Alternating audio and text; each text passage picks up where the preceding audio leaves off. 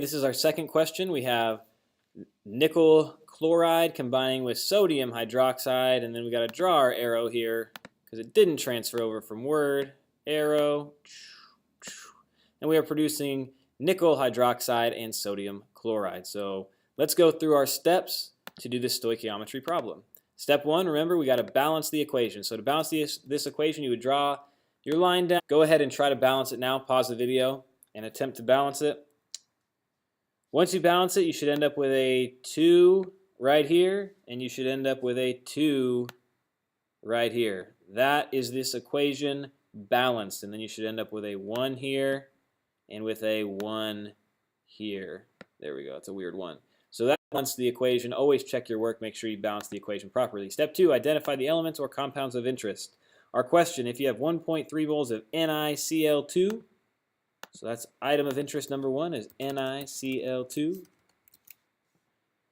How many moles of NaCl would that produce? NaCl. Okay, those are our items of interest. Step 3, determine the ratios between the products and reactants of interest. Okay, reactants first, products second. Remember that? Reactants first, products numbers, straight from the coefficients that we added using our balancing of equations. So with going reactants to products, NiCl2 is our NaCl is our product, and that is 2. So our ratio is 1 to 2 from reactants to products. Our ratio is 1 to 2. That is our next step. Determine the, okay, we did this. Now we got to set up a comparable ratio. All right. And now we got to look at our actual question. Our question is asking, if I have 1 mole of NiCl2, how many moles of NaCl will be produced? It's an excellent question. So we got to set up our comparable ratio, which our comparable ratio, we know our reactant, so it'd be 1.3. Sorry, 1.3. And then we don't know our product, so that's our question mark. How much NaCl will be produced in this way? Our final step is to set up these comparable ratios. So our initial ratio of NiCl2 over NaCl is 1 to 2, and that is equal to, we know our NiCl2, 1.3, and we'll put that over x because we are trying to solve for the moles of NaCl. See, this is NaCl2, 1, and we're given 1.3. So now we cross multiply and solve. Cross multiply, you end up with 2.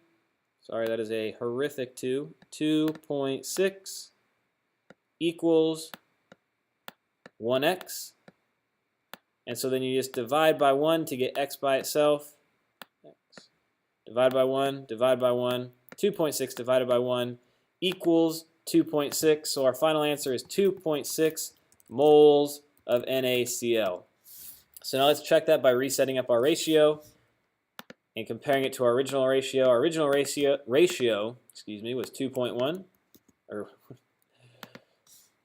1 to 2, and our new ratio is 1.3